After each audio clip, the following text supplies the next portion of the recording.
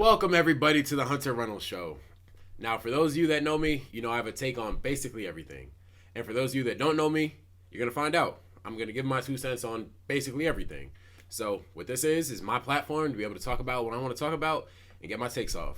Now, everything's in a real infancy stage right now. Like, I don't know if you guys saw an intro before this. There's not going to be a logo. We don't have guests on right now. But all of that stuff is coming in due time. But I knew that if I waited for that stuff, I was never going to get to actually doing this. So, yeah, we just have content, and that's about it. Today's episode is going to be a little bit shorter, but I got to talk about this baby GRONK situation because this might be the most ridiculous thing I've seen in my life. So, for those of you that don't know, baby GRONK is a youth football player who at first started off as a quote-unquote football phenom and has now turned into an internet celebrity. But the real issue is you can tell it's not the actual kid who has created the celebrity persona. So his content at first started off, like I said, kind of just strictly football stuff. Is this 9-year-old football player the best player in the world? 9-year-old football phenom, things of that nature. And it made sense, You, as a parent, you see your kid excelling on a football field. You want to document it. You want to share it with people. You're proud of him.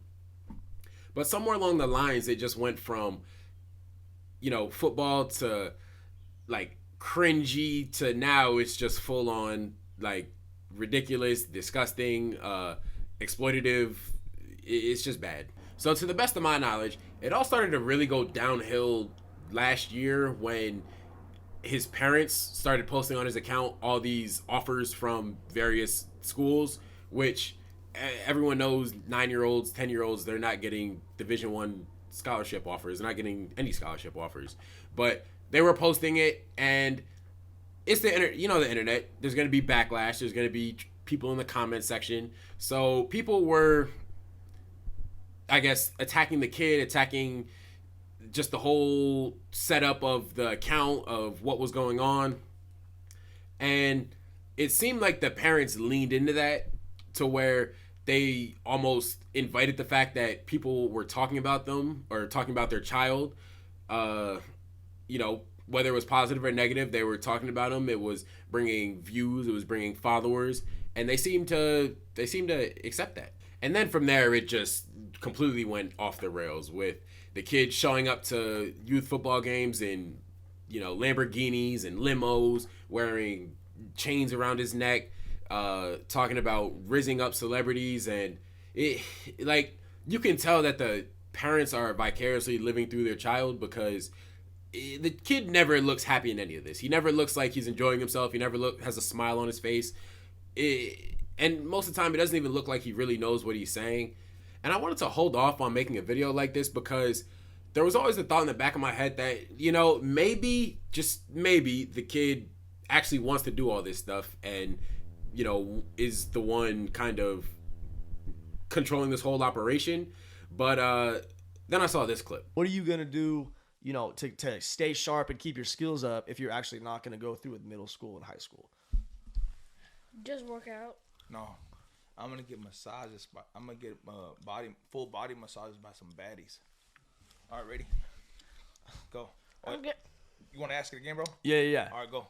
I saw that you're foregoing middle school and high school football. How are you going to keep preparing yourself to play college football in this whole process? I'm going to get body massages by baddies.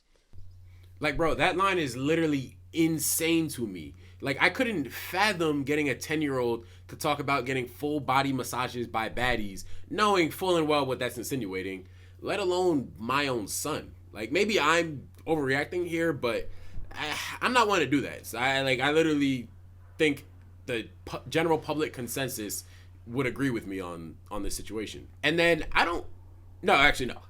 do fully blame the parents. 100% of the blame is on them. But there is just as much blame to go towards people like whoever's hosting that podcast, where they know what's going to happen. They know that the dad is controlling this. They know the kid isn't happy to be there. They know that he's being forced to say these corny, outlandish, inappropriate things, yet they choose to have him on either because they're getting paid or because they know that it's going to garner them clicks, views, engagement, and they're like, okay, we can capitalize on this, which makes them just as bad in terms of exploiting this kid as the parents. Now, I really wish the best for this kid. Like, I feel terrible for him. I wish he had different parents, but it's just hard for me to see this ending in a positive way. Like, I've been on this earth for 24 years, and, you know, this level of exploitation and manipulation and just, you know, vileness towards a child, it doesn't end well, ever.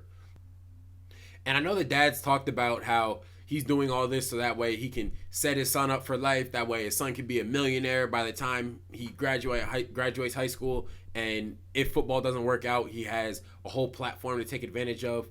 But, I mean, look at child stars from, you know, Disney Channel. All of them, like the ones who were really exploited, most of them end up never want to work in acting again because of the mental toll it took on them. So the fact that he thinks, you know, what he's doing right now is going to help his kid in the long run, like, it is delusional, because there's going to reach a point in time when the kid, one, realizes that he doesn't really love football this much. He's been forced to work out multiple times a day and take on diets and, you know, go around the country taking visits that he doesn't want to go on. So he's going to end up hating football.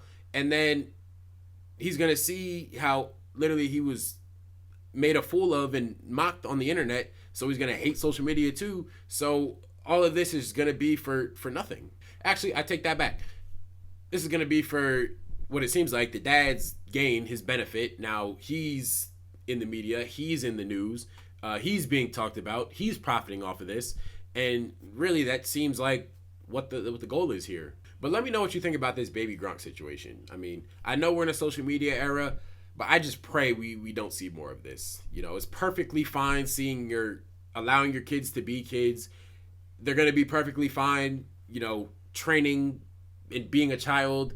And if they choose to continue to pursue football, starting to work harder, late middle school, high school. But to put them through all this at 10 years old, ultimately it's not going to be the deciding factor in if they make it or not.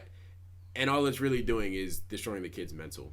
But that's going to do it for episode 1 of the Hunter Reynolds Show.